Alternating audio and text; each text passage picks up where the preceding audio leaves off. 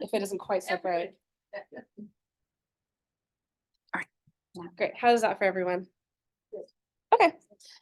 Well, thank you, Lynn, so much for inviting me. As she said, my name is Ebba Peterson, and I am here representing the Oregon Integrated Pest Management Center. And I'm so excited to be introducing one of our newer tools, which we're calling Solve Pest Problems. So as Lynn mentioned a little bit about me, I'm actually a plant pathologist. If you ask me insect questions, I will have nothing constructive to add. I really focus my work on Phytophthora diseases. This is a really nasty group of plant pathogens. My work is mostly in woody plants, so that includes both wildlands, so tan oak forests, coastal shrublands, but also in nurseries.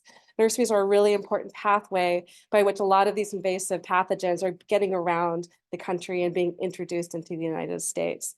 So that's something I care a lot about. I only recently took my new position, however, at the IPM Center. So I am an integrated pest management educator. I've been in this position for about 6 months. This is my first Master Gardener's talk, so I hope you kind of bear with me. And my goal here is really just to introduce this new tool to give you a rundown as to what our goal is with Solve Pest Problems, and also how you as a Master Gardener might be able to use it in your practice. So the Oregon IPM Center, there's a really small group of us that really focus part of the center's work, although we work collaboratively across the state. We really work to support integrated pest management, or IPM, for both agricultural and non-agricultural sectors. So you can see we have a whole set of tools that are really geared towards professionals. That would be our agronomists, our crop consultants. Are we doing okay? It's not sharing the screen. Oh no, I'm so okay. sorry for the people online. I'm so glad that you're poking in there. Stop to the downfall of the Zoom. So as I was mentioning, the tools that we're using for professionals are really geared towards agronomists, crop consultants, our growers, our ranchers across the state. However, we do have a whole suite of tools that are really geared towards homeowners and residential areas. So if you go to this part of our website and click the IPM at home menu bar, you'll be landing on this page. And this page itself doesn't actually have a lot of good information on it. Instead, it has a whole bunch of links that are actually going to send you to Solve Pest Problems. So Solve Pest Problems, oftentimes I'm just going to call this SPP for short. This is a website. You can find it at solvepestproblems.oregonstate.edu. If you have a QR code reader on your phone, or those of you online, you can take a screenshot of this. And it'll take you right to our website. I also have some really handy, ooh, that is blinding, bookmarks with the Solve Pest Problems website on it. So feel free to grab one of these on your way out. Lots of different ways to get there. But this is basically, can we close the thing at the top? just hit okay. Up here? Woo! Oh, it's gonna be way over here because it's on the left. It's on the left, okay. Well, you may not ever see it. Yeah, I don't know. The answer is nope. I don't know if we can get rid of that, but we might not be able to. All right. Currently. Yeah. Well, maybe they want to take yeah, unfortunately, we can't get the mouse over to that side of the screen. Yeah. Technology makes our life easier. Yeah, there's not a whole lot of important information at the top of the slides, fortunately. But again, if you just go to solvepestproblems.oregonstate.edu, that'll take you to the homepage, or you can land there by going to the Oregon IPM Center website, go to our IPM at home tab, and that'll also take you to Solve Pest Problems. So as I mentioned, this is a website, but I don't think of it as just a website. I actually think of it more as a web-based guide that provides really easy to understand pest management solutions. And there's a lot kind of to unpack to this. But this was actually a project that was started over 10 years ago by Weston Miller. He was an extension agent, horticulturist up in the Portland metro area, who kind of assessed the current tools, specifically the Pacific Northwest handbooks, and thought, how can we make this a better resource for master gardeners, for homeowners, for residential people? And together with Signe Dandler, they spent a lot of time and effort developing this tool, doing focus groups, reaching out to different organizations to see what would really work best for them. Now, since it's been integrated into the Oregon IPM Center, I've jumped on board as kind of helping manage the website. Jessica Green has done a lot of content development, but we also have Thomas Chima, who is over there supporting me in the corner. Hey, Thomas. So he's actually the person who's now responsible for kind of getting new content off the ground and doing a lot of the day-to-day maintenance for the site. And then, of course, there are many, many, many more people who have worked hard at this resource, developing new content, writing new pages, taking new photos, and also peer reviewing the materials that we're putting together. So the funding for this came from a large number of sources, starting with Oregon State University Extension and Engagement, and then also Metro. Metro is a nonprofit up in the Portland metropolitan area. They do a lot of different things, but they also manage 18,000 acres of public lands. And of course, as land managers, they have a lot of pests that they need to manage. And they've partnered with a lot of these soil water conservation districts, a large number of these Oregon government organizations, Oregon Department of Agriculture, ODF, DEQ, as well as a number of large nonprofits who are both concerned about pests, but also pesticide use and pesticide impacts. And then, of course, that includes us here at the Oregon IPM Center. So you can see this kind of started in the Portland metro area. It has kind of started to grow and expand outwards as more and more people have gotten access to this information. Now that is part of the IPM Center, we're really trying to promote it across Oregon and the Pacific Northwest. But you can also see kind of who is accessing the site and what country are they from. So this is some information that Thomas pulled up for me a couple of days ago, just looking at the number of unique IP addresses, so internet addresses that are accessing Solve Pest Problems since its inception and where they're from. And you can see that, over the past 10 years, we've had over 6,000 unique users of the site, but we also have people accessing it from, United Kingdom, Ireland, New Zealand, Australia, India, right? Really all the way across the globe. So we're starting to see an uptick and an increase in this resource. So when it comes to the audience, though, it doesn't matter where you are.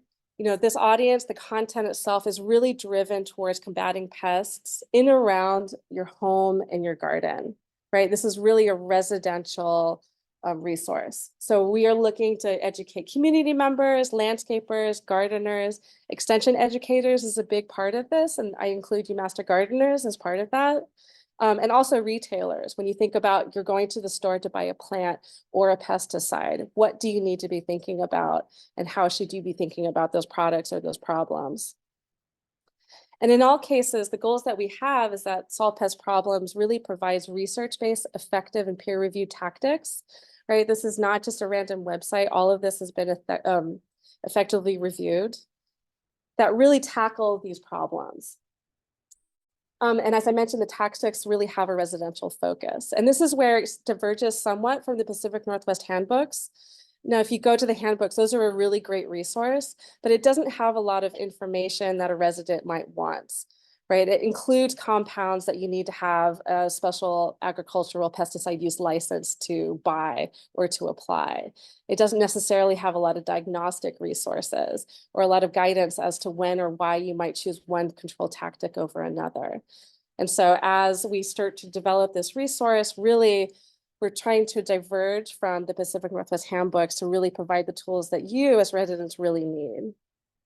And part of that is including lots of plain language, right? This whole website is actually screened to make sure it's readable at a very basic level. It's also mobile responsive. It's designed to actually work on a cell phone. And then we also include lots of very quality graphics, right? We care about these pictures because we care about pest identification. We care about recognizing what the lookalike species are, especially when they're beneficial organisms that we might mistake for pests. And then we also include lots of information about how to, interpret pesticide labels and all sorts of other things. So I'm going to spend a little bit of my time here talking about the Solve Pest Problems pest management strategy, if only because it's going to give you some context into why the information is organized the way that it is. Starting with the idea that we're looking to educate people on the importance of prevention when it comes to pest management, but also using non-chemical means of pest control. The tools that solve pest problems follow integrated pest management principles, and I'll talk a little bit about what that is. I am from the IPM Center. We've got to talk about some IPM. And of course, when we think about our control methods, the best methods are effective, they're safe, and they're only applied when necessary. Necessary itself is a caveat, right? What does it mean when something is necessary? And so when we think about integrated pest management, the talks I've seen with my boss, Dr. Sylvia Rondon, she always asks this question. I think it's a really great question. You know, what do you consider a pest? Right? So a pest, you know, at its very basic level, if you just look it up in the dictionary, right, it's just described as a plant or an animal, which I kind of find offensive because I'm a fungus person, right? Like, come on, fungi can be really great pests. Right, but they're detrimental basically to humans or human concerns such as agriculture, or you can even get kind of like one set simpler and just say it's one that pesters or annoys. It's a nuisance. And right, they earn this reputation for a lot of good reasons, right? So here we've got voles, mice, rats, right? They cause damage to our property. They cause, you know, feces. They can spread disease, right? I would consider in most instances these pests. Similar with a lot of agricultural garden pests. You know, here are just some examples of what you might find here in Oregon, affecting numerous different crops or gardens. But you got to answer this question in the context in which you care about your values and also the population sizes, right? So you got to think about, what do you consider a pest? You know, is one aphid a pest? Is one aphid going to do a lot of damage? Maybe not. Are 300 aphids on a leaf, is that going to cause a lot of damage? Like, when do you make that decision to treat that particular pest? We have a good solution, right, with aphids. There's a lot of non-chemical options we can use. One of them might be encouraging or releasing lady beetles onto our properties. Unfortunately, there's lots of these here in the Pacific Northwest. I actually didn't know this until I was putting this talk together. There's over 100 species of lady beetles. Some of these I've never seen. I would love to see at some point in my time here in Oregon. You know, and these are great, right? We think of these as the good guys. I don't know. Some people aren't really a big fan of insects. If I came across this in the forest, I might be a little bit more suspicious. They have these aggregating pheromones that can kind of like, I'll bring them together. I've seen one or two of these. It's really cool. You walk into them and then they disperse and there's like beetles flying around your face, right? That's all good and fun. And not so good and fun, however, when they do that in your house. And in some parts of the country, this is exactly what's happening. So we've had what we think of as a good guy. In this case, the Asian lady beetle was purposefully introduced to control different aphid pests. Unfortunately, they got a little bit carried away. Populations get too big. They tend to aggregate inside of homes. And in some parts of the country, they are actually considered a nuisance pest. So you always got to think about when and where is a pest a problem. Another good example, of course, I'm a plant pathologist, so I really like this one. This is a cool disease. This is corn smut. I don't know if anyone's ever grown corn. I've seen this out in Eastern Oregon, but this is actually a disease caused by a fungus, Eustolikomedes, that basically can infect the corn kernels and kind of hijacks them. Instead of making a nice juicy corn kernel, it makes fungus, which is what you're seeing over here on the right in that photograph. And so this has a cool disease cycle where these kind of large galls or tumors, they kind of develop and then they ripen and produce the spores. The spores fly around, infect the leaf, and then cause a new cycle. Has anyone ever gone into the store and seen this? Yeah. If you've seen it on corn that you grow at home, that's super cool. But I have never seen this actually in a store for good reason, right? People would not normally go and find a corn that looks like this and want to buy it. And for that reason, we breed corn to combat this disease. The corn plants don't get it as often, and we apply fungicides to control it, right? This is not a desirable trait for us. However, in some parts of the world, this is actually considered to be a delicacy. You know, it's only available during certain times of the year, and people might actually go out intentionally seeking it. And then, of course, sorry? Isn't it cool, huh? Yeah, corn mushrooms. And then of course you consider that pests actually have like the things that we call pests, right? They actually have an important role in our ecosystems, right? Oftentimes these are prey species that support, say, bird populations. A lot of diseases are contributors to diversity in forest ecosystems and our plant communities. And much to the horror of my grandmother, they oftentimes can make really good pests. This is my pet rat, Harvey, back when I was probably 12. So what do you consider a pest? I want us to all get the idea that, maybe pests have to be considered in the context that they can include weeds, pathogens, vertebrates, and invertebrates, right? We're getting them all in there. And that many of them can be tolerated. We have to think about the sort of damage they do, the sort of threats that they pose. However, we do recognize that many actually do cause profound economic damage and can impact human health. And for that reason, when they cross that threshold, that's when we really need to consider treating them. Specifically, and again, SPP really emphasizes an integrated management approach to pest control. IPM itself has a lot of different components. I kind of like these two definitions because they touch on two different aspects of IPM, highlighting kind of some of the important catchwords. The first being that IPM is a strategy to prevent and suppress pests, right? Prevent and suppress, very important components of IPM, with a minimum impact on human health, the environment, and non-target organisms. The second definition includes monitoring, right? It's a decision-making process that uses monitoring to decide if and when treatments are needed. And that we also use a variety of treatments, not necessarily to eradicate a pest, but to keep pest numbers low. So that's kind of like a big conceptual version. If you go on to Google and just do a big search of like integrated pest management, you can see a really wide diversity in what IPM is to different people. I see lots of triangles. I see lots of circles with, arrows pointing back and forth. One of them that I happen to really like is an adaptation from Dr. Dara. He's up here at Oregon State University. And he really emphasizes that IPM at its core is a combination of both research and outreach, for which there's different components. Now, when people think of IPM, oftentimes they jump right to like the pest management side of things. And of course, there are a lot of important pest management principles with IPM, breaking them down. Sorry, you can't see what's on top, but it just says cultural, biological, physical, chemical, just some ideas about how we manage pests. But we also need to take into account the need for knowledge and resources when we implement our pest management strategies.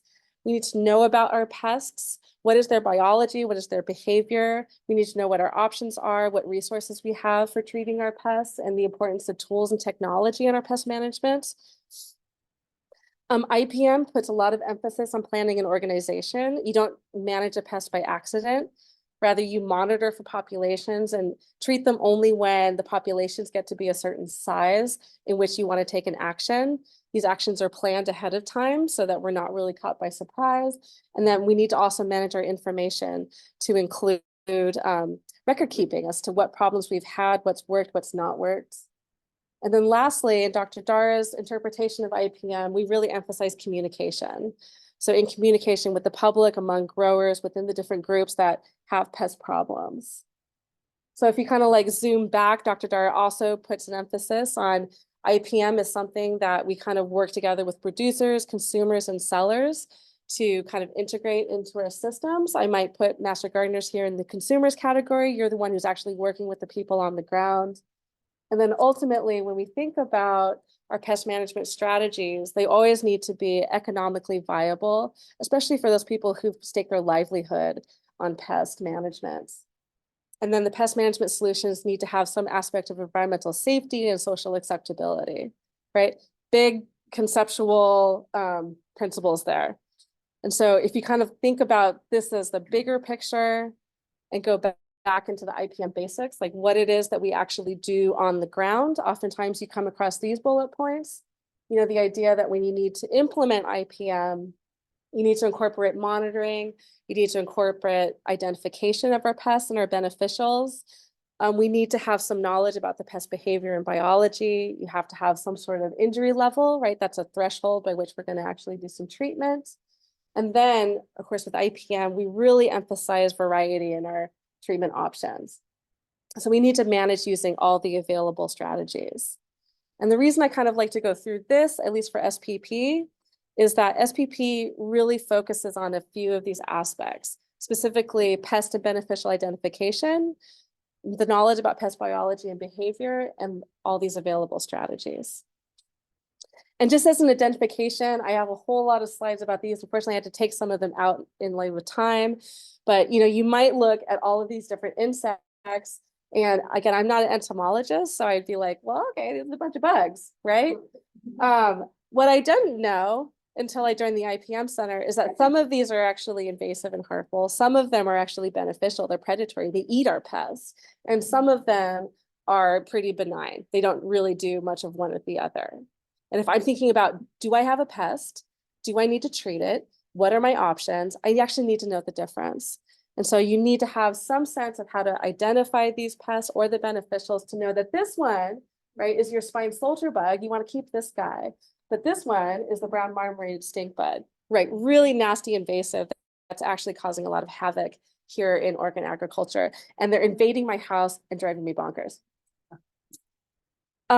Pest identification, again, you need to think about beneficial versus pest. In this case, I have the egg cases of a beneficial and a pest. Can you tell the difference? No, I can't. My boss can because she works on one of these, but I am completely in the dark. However, if I knew kind of like that this one would hatch and turn into this larvae, and this one would hatch and turn into this larvae, does anyone recognize this? Ladybug, yay!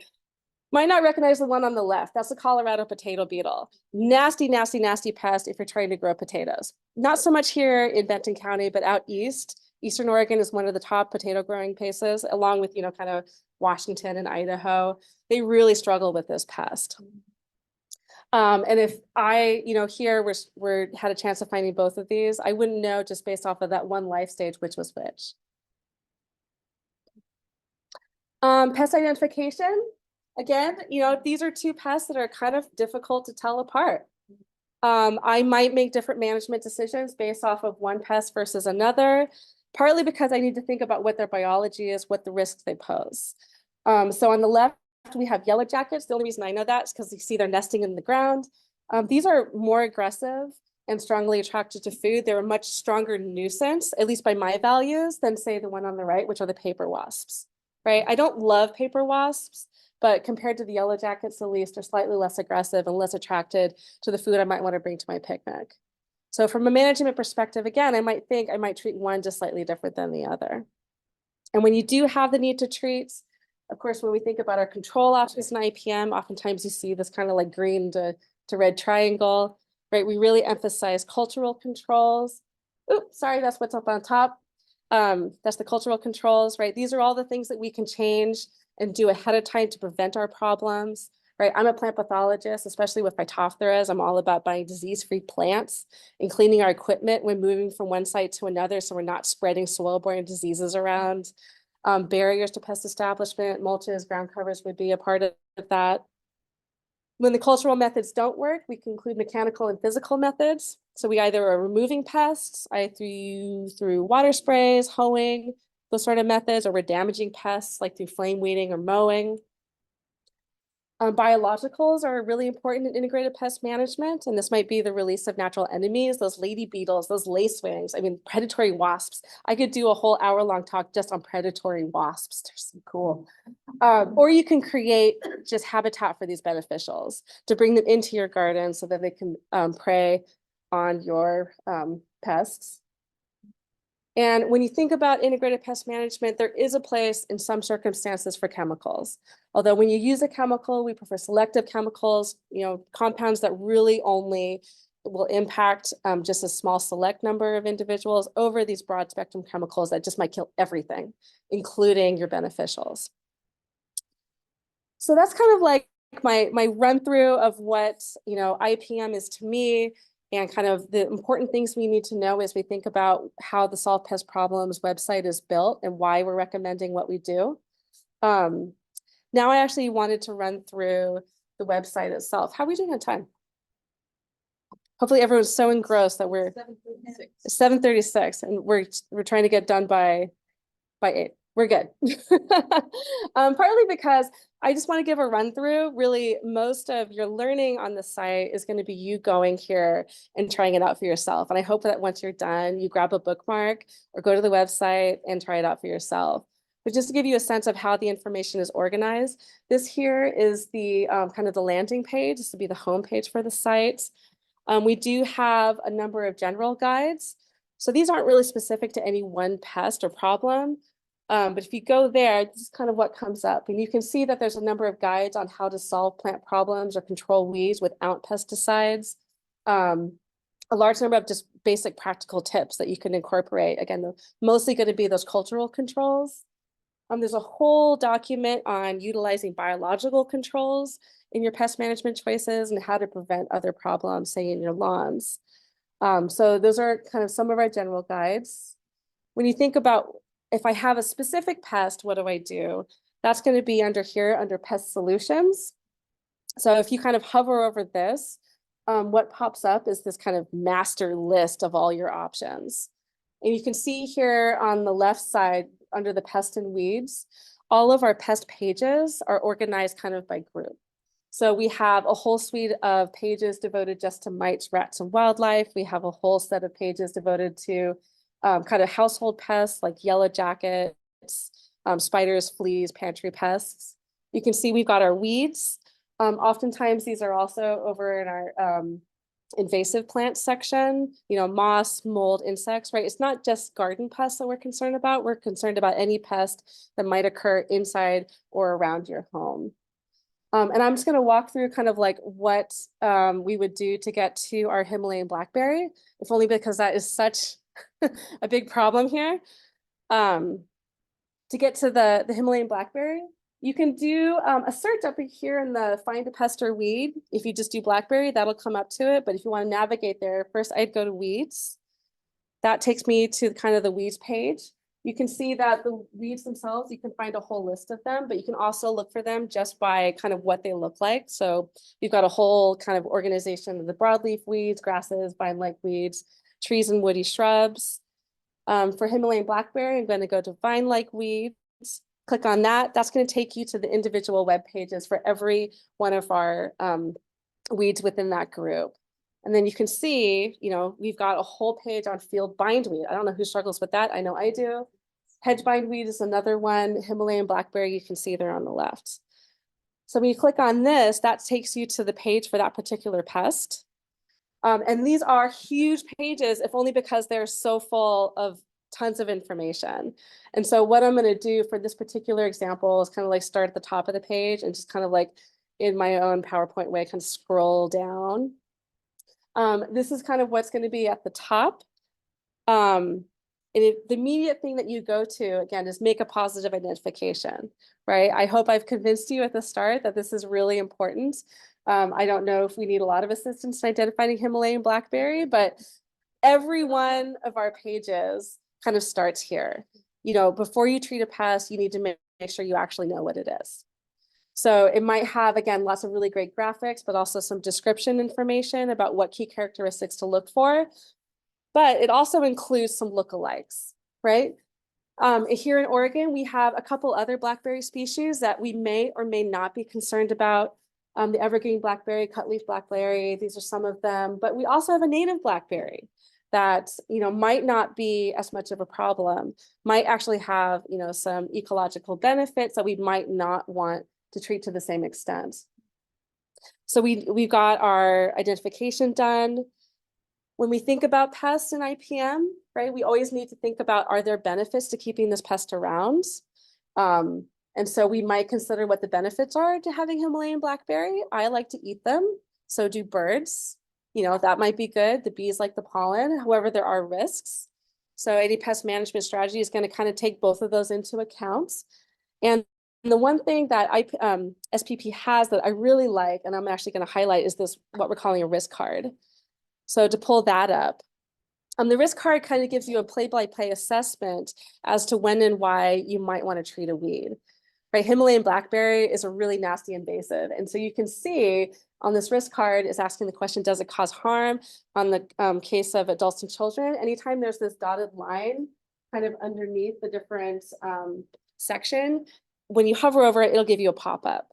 And so for the case of adults and children, yes, it does pose a risk. The adults and children can be injured by thorns.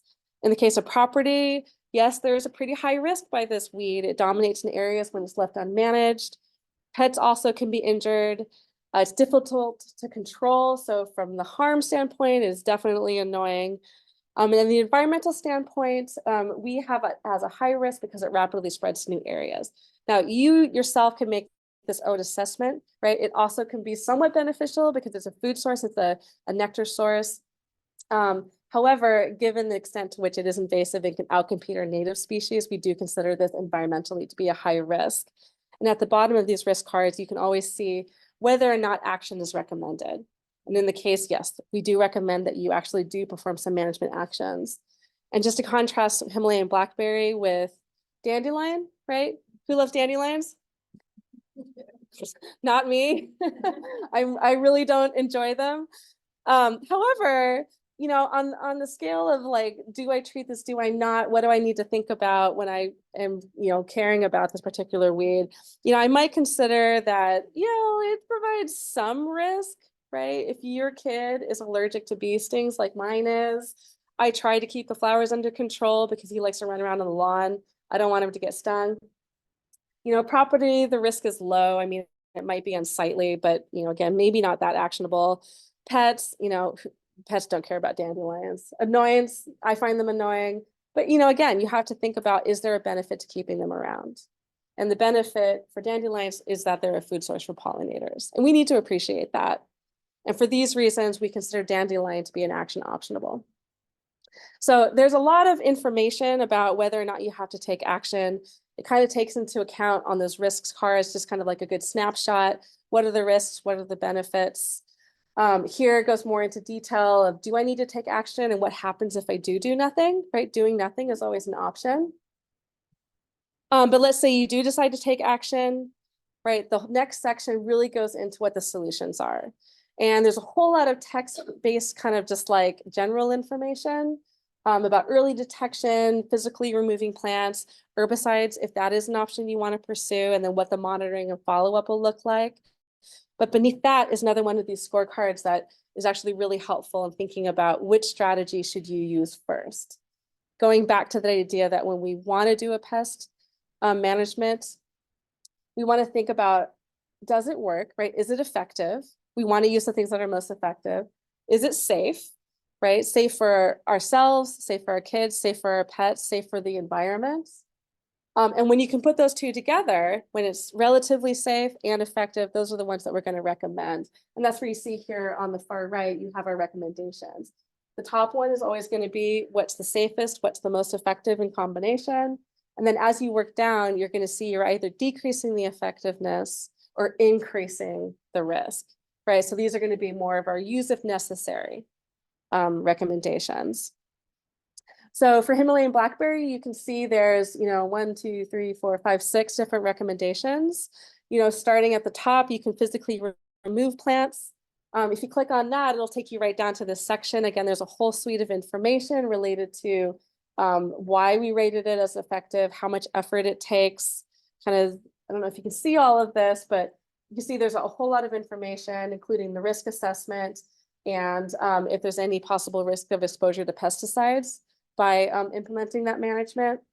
And then there's a whole suite of pictures and guides as to how to effectively do that one particular management option. So this is just one of those 6 options that we had. Here's another one, this one's specific to the herbicides. In this case, more general broad spectrum herbicides. Again, with the same format where you're asking yourself, does it work? How much effort? What is the risk? And what are the risks? And what do you do when you're doing pesticide applications? And then, of course, when it comes to treating pests, we really want to focus on the prevention. This here is down at the bottom of the management page, partly because once you clean it up, right, you don't want it to come back. And so there's a whole suite of recommendations for this particular pest as to what you're going to do to prevent it from reestablishing in your garden or on your property. And then kind of at the very bottom of this page related to blackberry, you can see who actually produced the information. And our stamp of approval, this is all peer reviewed by OSU faculty as correct and accurate and up to date. And then oftentimes we have a lot of just extra resources that you might consider in treating your particular pest. So that's kind of like a rundown of what an individual pest page might look like. There's a lot of links in there, and because we do recommend herbicides, we also have a lot of pesticide information. Now, pesticides, right, really in IPM, for homeowners especially, for residents, since you're working around vulnerable populations, oftentimes kids, elderly, right, we really consider them to be a last resort. They have an important place, but we definitely do not recommend them unless we really need them. Namely that these higher risk options really should be considered only when there's a lower risk. Options have been utilized, but also that the risk caused by the pest can't be tolerated. But when you do need to use them, there are a number of guides up on the SPP website on how to use pesticides safely. So we have a whole section on pesticide applicator safety, demonstrated by this here. It's good that this lady is wearing gloves. It is not good that she has her arms exposed, right? There are ways that you can minimize your risk when using pesticides.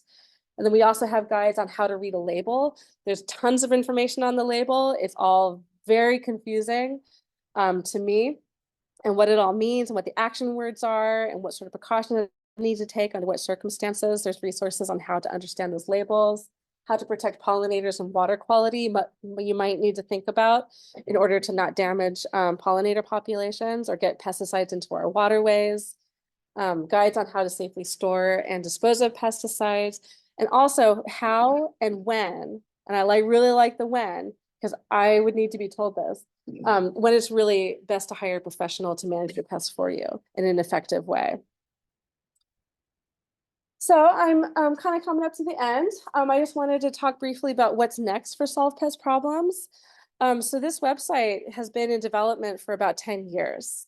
And in that time, we've really amassed a large body of content. We have over 200 pages. However, if you think of the number of pests in our world, there's a lot more than 200. We are really short in some areas, especially diseases. There's a whole lot of invasive content that we want to put together. And so we are doing a push to get new content developed and peer reviewed and posted on the website at a pretty quick pace.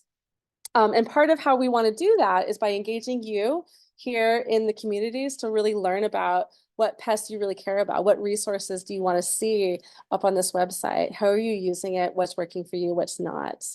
So we are going throughout the communities trying to elicit some information about what you think might be important.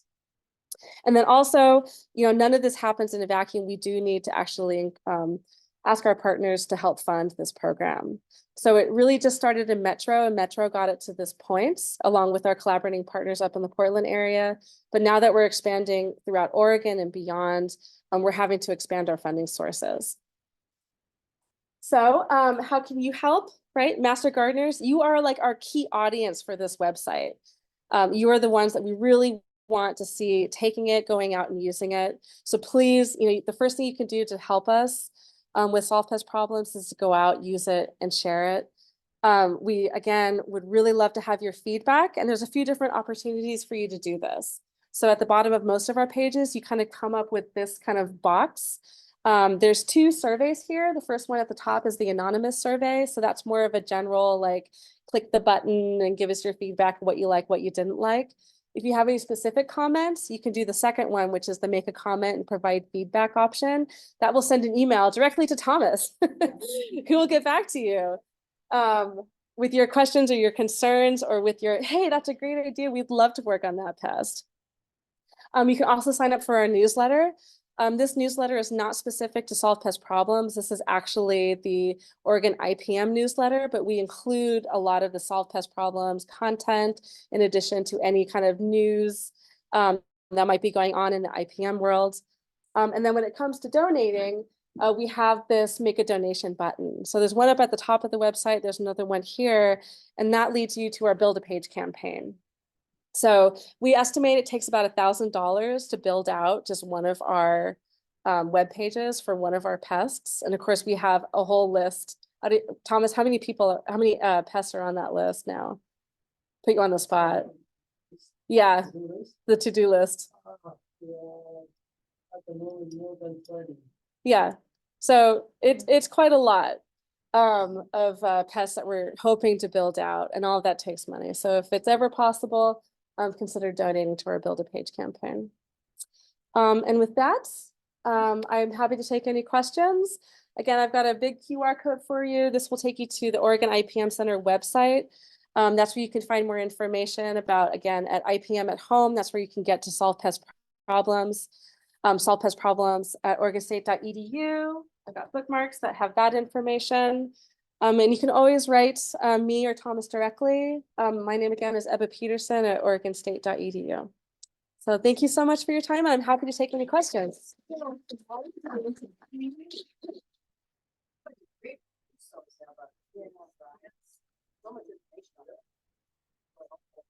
Yeah, and I mean the usability is the guiding principle of the website.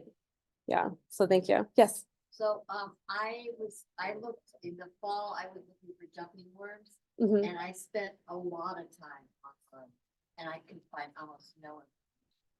And I did send a note to somebody who was supposedly studying them, Mhm. and they never got back. So I want to see if I am not a Mac person, so I don't know how to get online. I'm gonna step back and let Brenda do this. We do have a jumping worms resource on solve pest problems. I don't know to the extent to which it's built out for management, but it definitely has identification. And if the management's not there yet, it's on our list to develop. If you, I mean, it's called a jumping worm, but you also need to know that it exists, you know, which again, when it comes to, Oh, I'm attempting to move it over to this other screen real quick. we'll see if it works. Oh, There it is. Hey. well, originally it was Portland metro area. Now that the Oregon IPM Center has it, you know, at the center, we predominantly focus on Oregon and the Pacific Northwest. And so when it comes to the priority pests that we are going to build into the page, it's really the Pacific Northwest. Yeah, but as a resource, oh, look at it, there's your jumping worms. You know, as a resource, we're finding that people are actually using it all over the country. Partly because there's not a lot of these really user-friendly, mobile-friendly resources It looks out like there. it's maybe under construction. It says action is highly recommended. Highly recommended. Yeah. So I do But it's know, still early. I don't know if days, it's maybe. not loading. I do know that there's actually like a little video posted. Yeah, I don't know. I don't know, Thomas, you got it? Yeah, some of these places, especially in the places when they are under construction, Yeah. you have like 16 installations, Mhm. right, on the room, but you don't have a place there. You don't need to- you don't need to do that. So if you don't need to- That's, Yeah. It will take me to a different. It'll take you right to the same page. Oh, maybe Oh, there's the video. Video though. Yeah. Okay.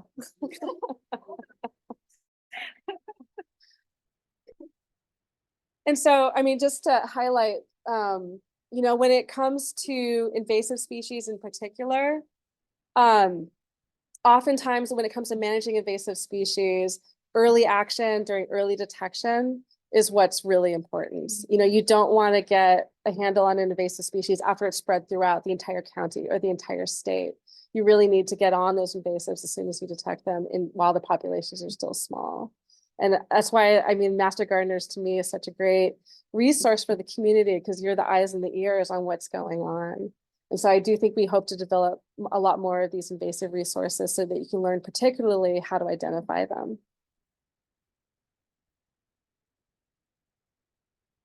Any more questions? Yes. Why did they do anything about solar farms? Because I know that they're putting them. Mhm. So you're talking about farms that are working with, you know, taking farmland out of production and putting it into solar. But they're also pretty down. Yeah. Yeah, I've seen some work, you know, integrating either, you know, interplanting with the solar panels or grazing with them as well. At the Oregon IPM Center, that's not been a topic of discussion. I would be interested to see kind of the implications of pest management in that context, but as it has to be very pest related. And I don't see it as being something that's built into the Solve Pest Problems website. Yeah, we don't work as much on farm use policy. At the center, we do have somebody who does work with pesticide registration policy, and that's kind of where our specialty focus is.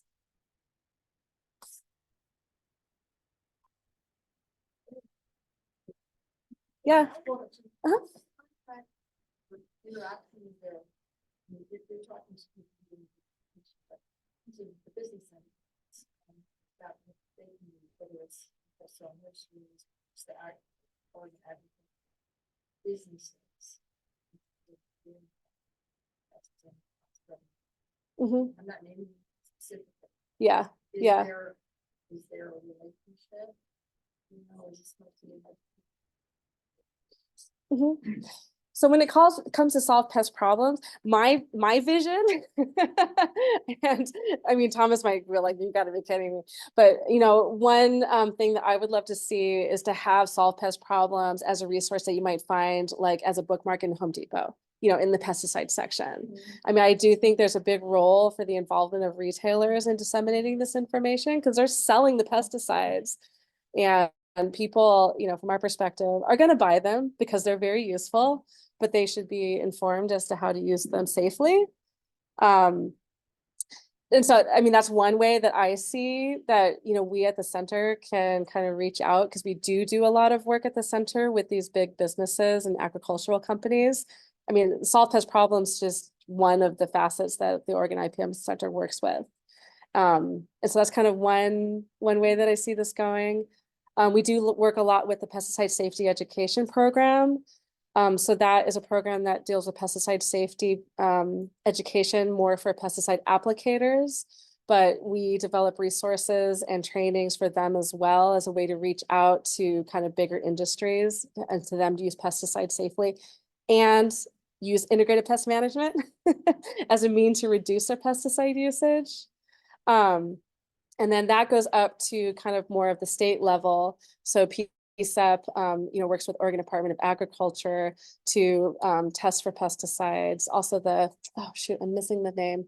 There's a group that goes around and tests water for pesticides as a way to predict kind of where and when pesticides might be getting into our water systems. We work a lot with those groups as well. Yeah. Yes. I'm wondering about what's the retail clerks. People have the messages asking, so what they might get. I have no idea what training they get. My guess is very little. Yeah. That would be very good target for getting the information to customers. I love that idea. Yeah. If you've got someone, you know, when a person's there with a bottle asking a question, to have the people on the floor being able to describe it and give an assessment of what the risks are. Yeah. Nuance description rather than, oh yeah, crossbows just. Yeah. Yeah. It would seem like that would be a very good target for having a great impact, you know, broad impact. Yeah, I absolutely agree. I absolutely agree. You're able to look up, if you put a customer setting of the Roundup, can you go directly to the pesticide and get information on what it could be used for, or you have to go and do tests to get to what you need to get. I want to ask you if you want information just on Roundup, can you get that on the site and that else for that? Yeah, that's not going to be on this site. Again, this site isn't so much about the pesticides themselves. All that information is going to be on the label. When it comes to what the pesticide is registered for, the label is the law. And that's technically where all the information should be. In fine prints, yeah. We don't have this information here for specific pesticides, partly because we aren't emphasizing their use. It really should be a last resort. Thomas has actually gone through the pesticides on the site and has validated that the ones that are listed on the site are the ones that are the safest for home use. So anything that is on the site, again, Thomas, correct me if I'm wrong, it's not our first line of defense, but it's not going to be the ones that, even if you can buy them, are going to be the nastier ones. Do you have anything more to add, Thomas, to that? Yeah, working on that. But, we have some backlogs as well. Previously, it was just using the capacity of the pesticide base. We are now taking that out.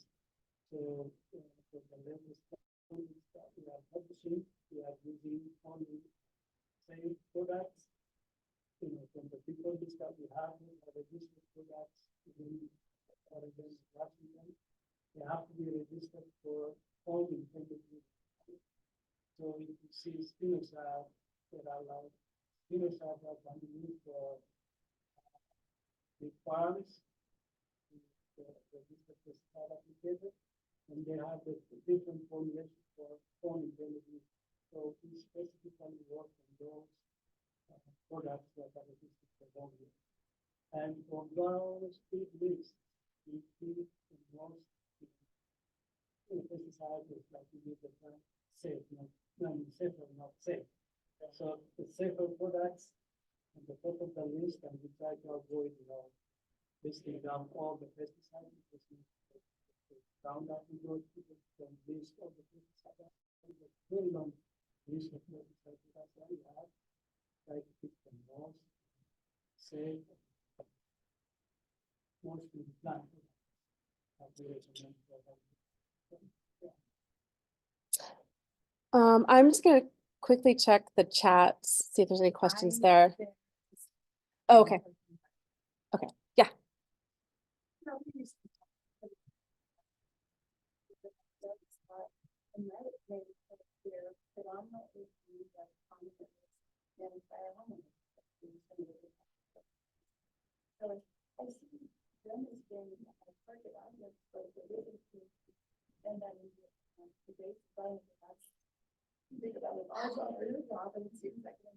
I never thought of homeowner associations as like a group of people that we could target. That's a great idea. Yeah, because they manage a lot of lands, I can imagine, across the state.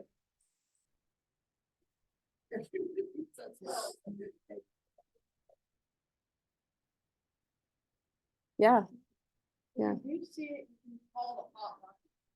At the, Benton County Soil and Water Conservation. I do, in your house. Mm. So you can use passive aggressive, just call the hotline. It's also a great tool to help your neighbors practice, what to talk.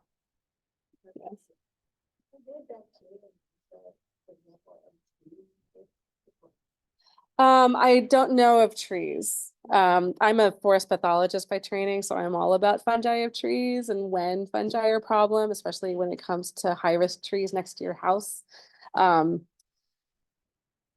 and orchards. I think, and Thomas might know better than I, but most of the fungi are at this point. I'm not getting to this. Here we go. Let's actually see what we got. Going to be here. Whoop, under diseases on plants. I'm not sure why it's doing that. I don't know what that is. There you go. So right now we've just got rose black spot. Yeah, so again, this is one of those areas where we are very invested in developing new content. Seven companies coming down. They are ready to do right now. So we are working more on this part. Mhm. Yeah. Well, yeah, so it's been in development for 10 years. But a lot of that time was doing focus groups and kind of outreach as to what the site should actually look like. And then there was the whole site build. You can see, it's a fairly modern looking site in terms of how it's structured and the way it works. I don't know how long it's actually been live, but many of the pages, especially these sections, are still in development.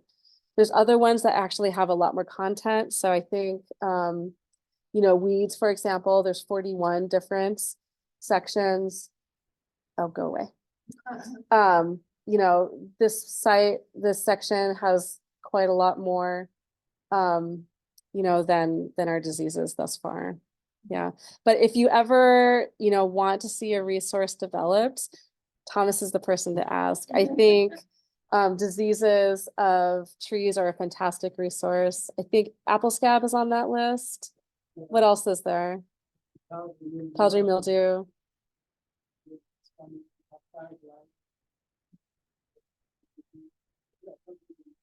Yeah. But we're very open to ideas from our audience as to what they want to see.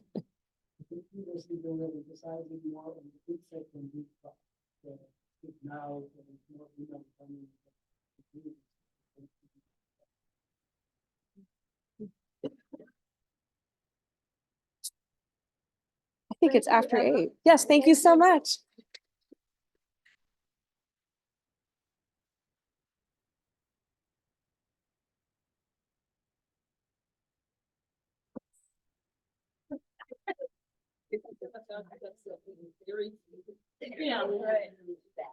Thank you, everyone. Bye. Okay. Your prize. Stop recording.